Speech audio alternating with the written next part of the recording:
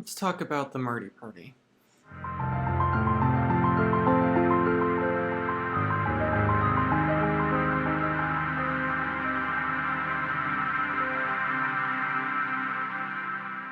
Now, I will be the first to admit that I came into this film very skeptical. This was a film suggested by my good friend Andrew, as almost all the films I watch is, and it was specifically suggested for the feature film that we're making. He thinks that it would be a good film to study and to understand and to really focus on how low budget film works. Since we don't have any budget for our film, we thought, well, we better watch films that are low budget. And I'll probably be watching a lot more low budget films for the next couple of months just to kind of study up on this genre that I'm making, because I think low budget films, and even more than independent cinema, really is a specific type of genre. More so than, say, horror or science fiction or fantasy, low budget has a specific feel to it, and it has to simply because, well, you don't have a lot of money. And coming into this film, I really wasn't a fan. The first couple of scenes felt kind of silly. The lighting was bad. For a film made in 2006, it looked like a bad Disney TV movie 90s film. It really wasn't that interesting. It did not grab me at the beginning. When our protagonist steps on the invitation at the very beginning of the film, you don't really know anything about him except his little watch alarm goes off and he takes a pill. I mean, he gets this invitation. It's an invitation to a murder party. And he just kind of nods it off and walks to his house, and it's Halloween on this night. And he goes and makes himself a bowl of candy corn, which is just the strangest thing. And he's rented these movies that are all like fake movies in the sense like they don't actually exist, but they exist in the world of the film or what have you. And he goes to put one in, and he goes to sit down with his bowl of candy corn that he's going to eat while he watches his movie, which is just of this whole thing, this is the thing that is the most unbelievable in this film, that someone would sit down and eat a bowl of candy corn. I mean, if you like candy corn, fine, that's your thing, but a whole bowl of it, that just seems like, he's gonna eat it like people eat popcorn, which is just, that's weird, but he was about to do it, and he goes to sit down, and his cat, Sir Lancelot, won't move. He's like, move, and the cat's just like, no.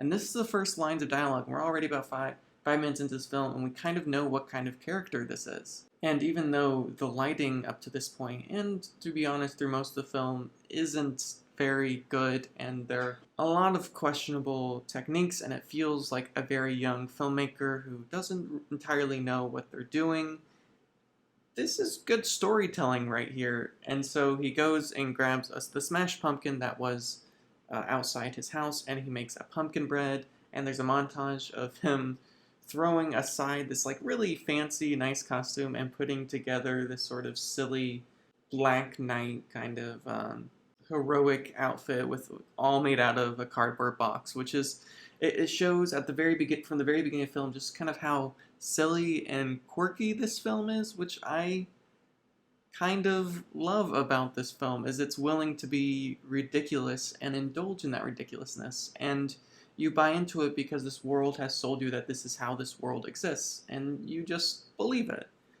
And so he dresses up in this silly outfit, he wraps his pumpkin bread, he puts the candy corn on the counter, and he says bye to his cat, Sir Lancelot, which is just a beautiful cat, by the way. And because it's 2006, he prints out what's basically MapQuest, and he starts walking down the street.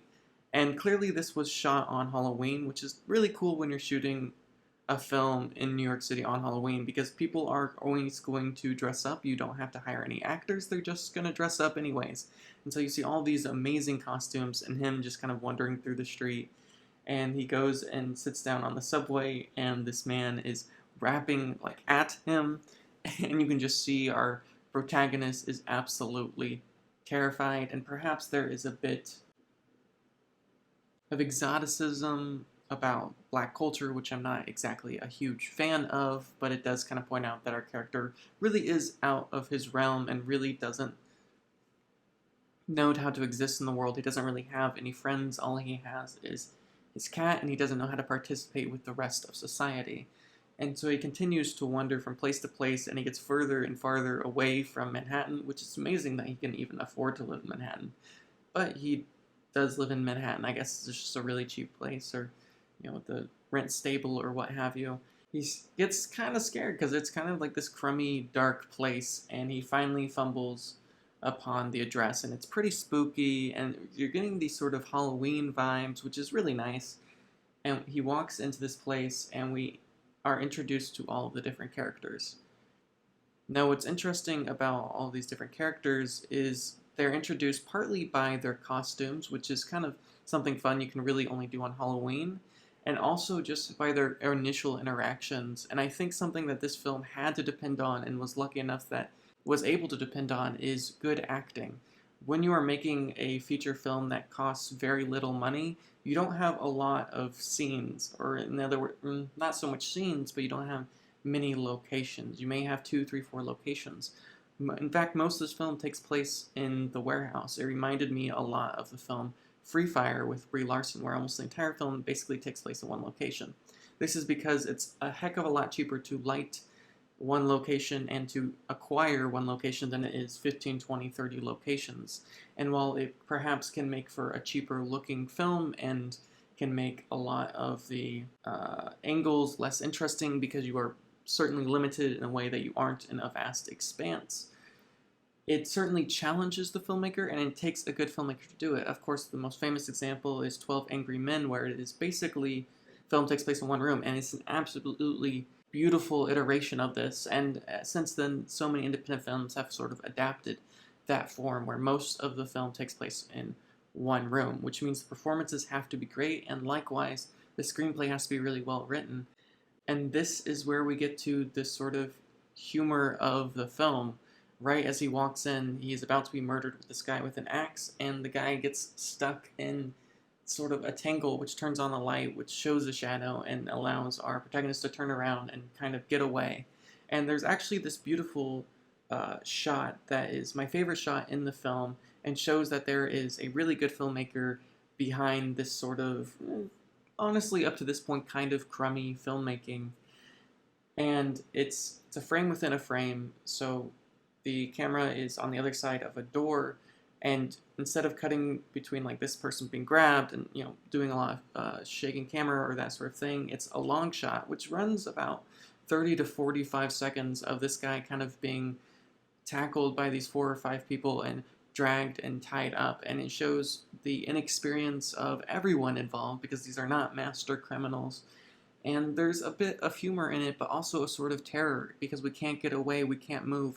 Typically with these kind of scenes, there's a lot of movement and jumping and running around, and there's a sense of hope. But with the camera sitting still, with the camera not moving at all, you lose that sense of hope, and it's sort of demoralizing in this really strange and interesting way. And so our protagonist gets tied up, and we really get our first introduction to who these characters are and how they interact with these different characters. You can tell that they're all artists, and the plan is to basically murder this guy for art. They're deluded into this idea that they'll do anything for the sake of art, and they're going to sacrifice this person because they are all, even though they claim to be these political, moral human beings, willing to kill a person honestly because they want money. They want grant money. And it's just a really silly and sort of ridiculous discussion, and there is some sort of elements of, I would say, perhaps Taika Waititi in a little bit darker sense, but also similarly quirky in the sense that these are, again, I guess we could go to back to Bong Joon-ho, the last filmmaker I was watching, where you're putting ordinary people in extraordinary circumstances. These are just a bunch of ordinary artists who are just kind of ridiculous, but perhaps a real part of the art world, people who genuinely believe that they are creating something great out, as if they are adding some value to the world, when in reality all they're doing is murdering this guy. And they all are talking about this guy Alexander, and they all want to impress Alexander, all except for one character who is in the baseball costume. This guy has up to this point pretty much paid no attention to anyone. He's just playing his PSP. He doesn't really focus on anything anyone is doing, and actually says very little through most of the first act of the film. But they keep arguing back and forth, and our protagonist, through this sort of argument, as when Alexander comes to that, they decide, oh, we should get food, and they basically go around in a circle, and there's some interesting camera work here with both the Steadicam and just some editing, and there's like this 4-minute argument about what they should have to eat, and it's really just quick and fast and funny, and it reminds me a lot of the filmmakers of the 40s and 50s, where you would have 300-page screenplays scrunched down into a 90-minute film. It's just talking fast and quick and funny, and they go back and forth, and I should have pizza, I have this, and of course, the irony of the whole thing is they start with saying, I want pizza, and then they go in a million directions, and they end up ordering pizza, and then they turn back around to find that our protagonist has gotten away. He has escaped from the ropes. And there's this really sort of funny, silly chase scene where one of the guys plugs in a chainsaw and goes after him. And as he's about to get to him, the chainsaw unplugs and he runs past him. And there's kind of a lot of these moments where it's sort of like an ex machina, but it's an ex machina that you kind of sort of want to believe in, because these are a lot of people who just don't know what they're doing. And it feels humorous because it's perhaps realistic. I think in this film, and perhaps Bong Joon-ho's films, and maybe some Taika Waititi's films, what makes the film so funny isn't that they are ridiculous, or rather they are ridiculous because they're realistic. The truth is that we as viewers actually buy into ridiculousness. It's when something is realistic that it feels ridiculous. It feels out of place because we have this certain sort of idea of film. We have this film grammar that we as viewers understand, and when you break that film grammar, it seems a little silly. And so our protagonist runs into this closet, and you're like, oh no, what do we do? And it does, again, playing with film grammar, it cuts to all these different things, and of course you think of a sort of MacGyver type adventure, or where Sherlock Holmes and grabs all these things, and he builds this, you think he's going to build this thing, and he opens the closet, and he just throws all the things onto the ground and runs, which again just points to the quirkiness of the film and the ridiculousness of the film, and also just playing with the grammar of filmmaking itself. I think in a lot of ways this is a film about making films, about finding expectations, and it's about art, and in many ways I think it's a better version of Velvet Buzzsaw. Now I haven't seen Velvet Buzzsaw, so perhaps Velvet Buzzsaw is a masterpiece, but from my close friends who have seen it, it seems to follow very similar themes and doesn't work as well as this film. And I think that the reason this film works is because it's tackling art at its core. It is playing with the idea of filmmaking itself. And so as he continues to run away, he ends up being captured, and this time he is tied not in rope but in metal chains, which just seems a little on the nose. And at this point, Sky, one of the women, is eating banana bread, or perhaps this scene happens before the runaway scene. I'm gonna be honest, sometimes my continuity isn't the best, and so when I tell these stories back, I kind of remember them in different ways. And Sky's eating the banana bread, and she notices that there's a raisin, and she says, are these raisins organic? And he's like, no, they're not organic. And she falls, hits her head, and dies at that moment. And at this moment, you kind of understand what the film is going to be, or like you have the premise of the film at that point. Sure, it's about a bunch of quirky, silly, kind of stupid, not very good, untalented perhaps, artists who are going to murder this person, but it's also about artists who are so incompetent that they end up killing each other or themselves. And Sky falls on her head and dies at this moment, and instead of doing what normal people would do, like calling the cops or calling an ambulance or anything like that, they just wrap her up in plastic and throw her in the freezer. And again, you show how ordinary these people are. They're like, oh, do we put her in this way or that way? And it plays into the sort of silliness of art itself, the silliness of horror films, and the silliness of, well, violence in a lot of senses. And so at this point, Alexander finally shows up, and he's just, whatever actor plays Alexander, I think he gives a really interesting performance and a really fun performance. Of course, this has a lot to do with the screenplay and the director behind the camera, but the performance is just so quirky in the best of ways, and it just seems like this very suave guy, but you can tell from the very beginning it feels like someone who is trying to be suave, but doesn't actually seem to be suave. But all the artists have kind of bought into his suaveness. And so they're, talking, they're like, oh, where's this person or that person? And they kind of go back and forth, and you can clearly see the dynamic, especially when Alexander goes up to one of the other artists who's wearing a similar vampire costume like our suave person and forces this person to basically take off everything, showing the sort of power dynamic between Alexander and all the other artists and Alexander's friend Psycho or Zyko, something similar to it, who's basically just a murderer. He's like a drug dealer of some kind. And you can see that the woman lusts after him, the men lust after, right?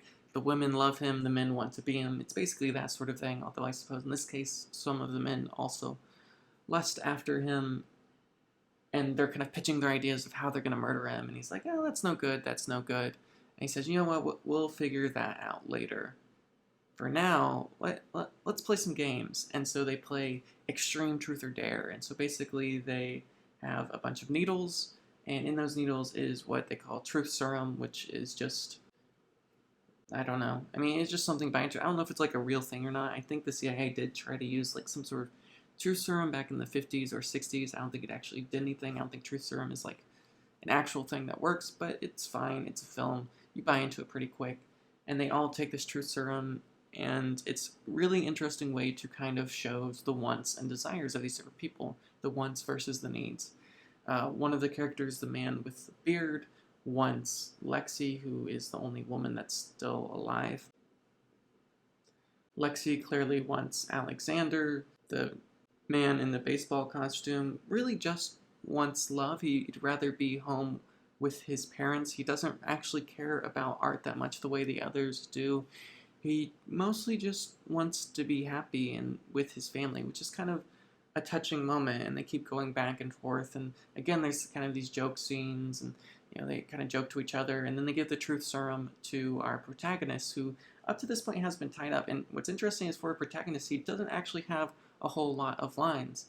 And they kind of ask him, what's your truth? And he tells this really sad tale of being stuck in an elevator and defecating himself. And we come to find out that he's the groomsman at this wedding, which is just so tragic. And it shows at this moment. I mean, yes, it's funny and quirky and silly like all the others, but it also shows, like all the other ways they showed their own desires, it also shows his desires and his want and need to be loved and wanted, and not really finding that in the world.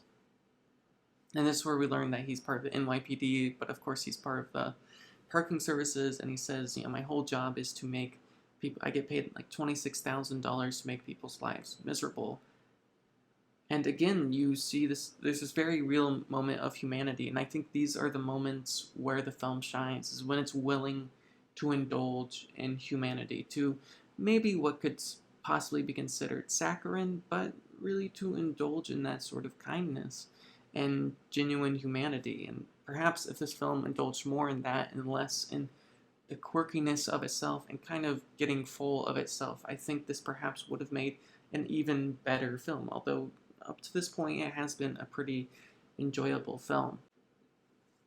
And so after the truth serum, we start to realize that the bearded man, although he's in love with Lexi doesn't really care about the bearded man at all. She would much rather have, and does have, sex with Alexander. And so he goes out to light a cigarette, and he catches on fire. And of course, like all the other humor scenes, our protagonist sees this, and he's trying to tell literally anyone who will watch, hey, this guy is on fire. And now an assistant to our photographer, to the man who's just a vampire, has come into the room and has started helping the photographer, and she's like, oh, don't worry about it, you're not really going to be murdered, this is all fine. He's like, run, and she's like, it's fine. And the protagonist keeps trying to point out, hey, that guy's on fire.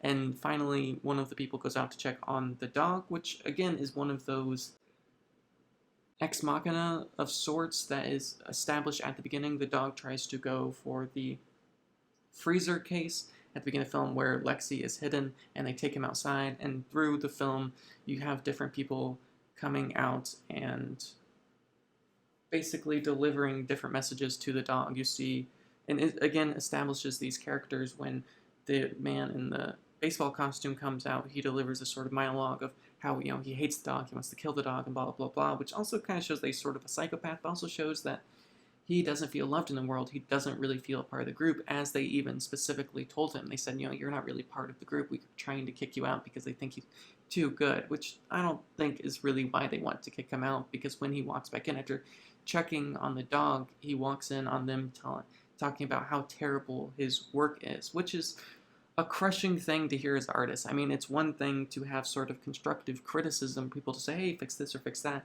but it's another thing for people to say that your painting is basically the visual representation of the dial tone, which is not really something you want to hear as an artist.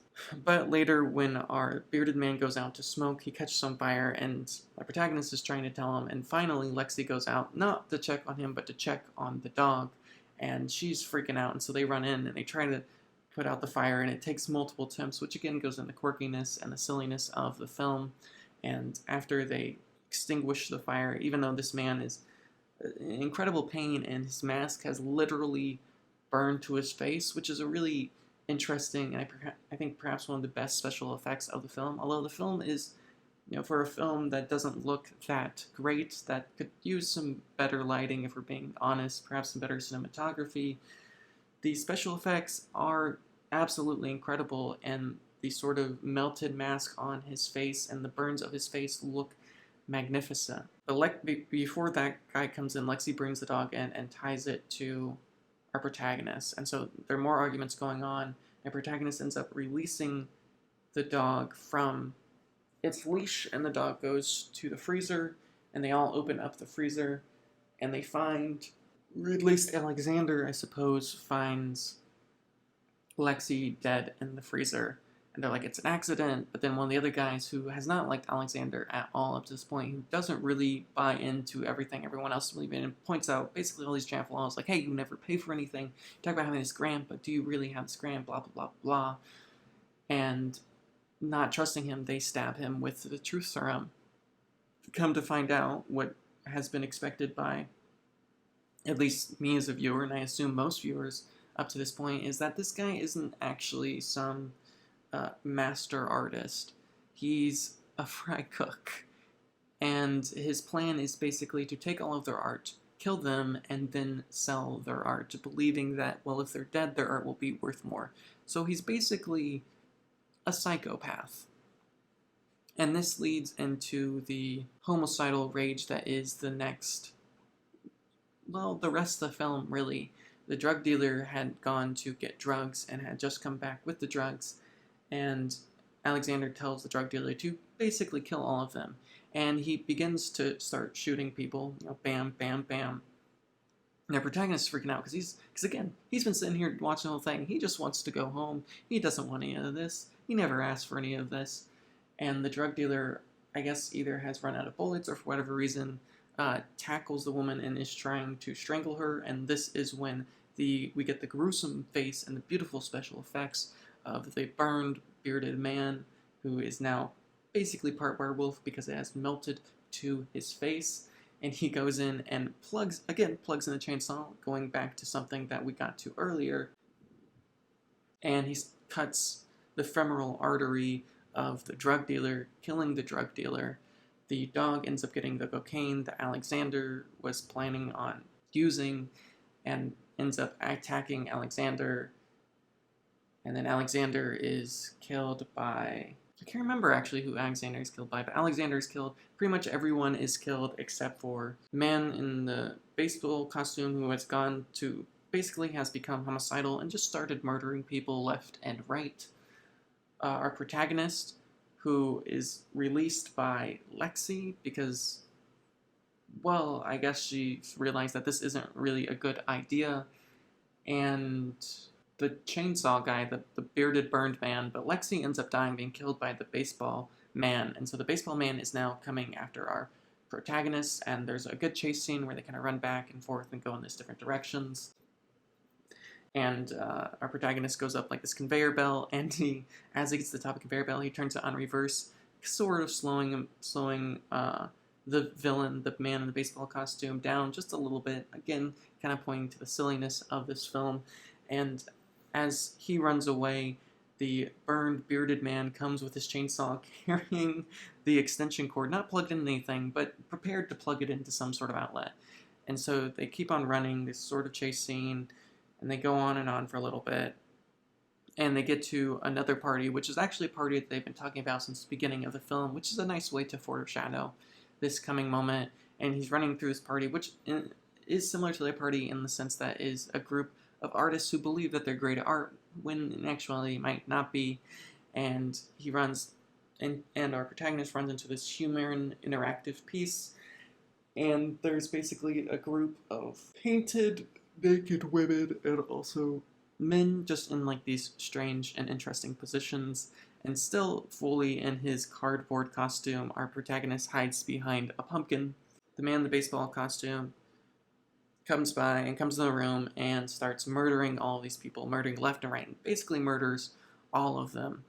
And then we cut back to our burned bearded man who has finally found an outlet, and he plugs the outlet in, but as he starts the chainsaw, he falls over the building and he goes to the ground, but the chainsaw falls right to the window of our protagonist, again playing into film grammar and just kind of how silly this film is and how not seriously this film takes itself. It's not asking you to believe in the traditional sense like this would really happen, right? This isn't gritty and real like Christopher Nolan's Dark Knight series. This is supposed to be kind of ridiculous and playing into the kind of silliness of filmmaking itself. So our protagonist grabs this chainsaw and ends up killing, in a very gruesome and incredible special effects way, the man in the baseball costume.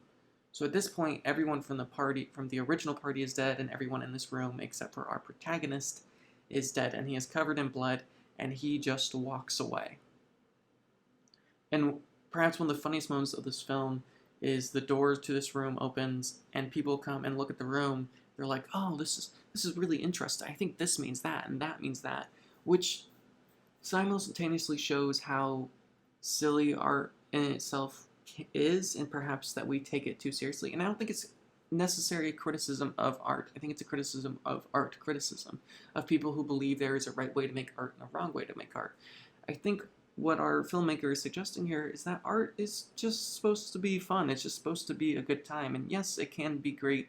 And yes, it can be silly. Yes, it can be silly or quirky or whatever. But it doesn't have to play into these different roles. It doesn't have to fit into these different boxes. It can just be really honestly whatever you want it to be. And that's exactly what this film is. And so our protagonist walks home covered in blood, goes back to his house, and we cut back to Sir Lancelot, the cat, sitting on the chair, and he says, please move, and the cat finally moves, and he sits, and he turns on a movie covered in blood. And that's how the film ends. So even though I came into this film very skeptical, I came out having a really good time. It was funny and entertaining, and sure, visually not the most pleasing, but enjoyable. So I'd give this film a 7 out of 10. I think if they fix those visual elements and perhaps some of the performances worked a little better, maybe work on the writing a little bit, I think it would have made for a better film. But for a first feature, or pretty early in a director's career at the time, the director was only 30 years old, I think it's a really exceptional job, and I think it's a good example of independent, small, cheap filmmaking. You can tell that's a very cheap film, and yeah, you can read into it in a way that perhaps you can't see in a lot of other cheap films, but it is so enjoyable of a film that you're willing to look beyond it. You're willing to look beyond the sort of cheapness of the film, the fact that, well, some of the angles aren't great, some of the lighting isn't great, that it is not a perfect film. So, is this film the greatest film I ever saw? No. Am I glad that I watched it? Yeah. I think a 7 out of 10 is a pretty good rating, and I guess thank you for Andrew for the amazing suggestion, and here's to many more.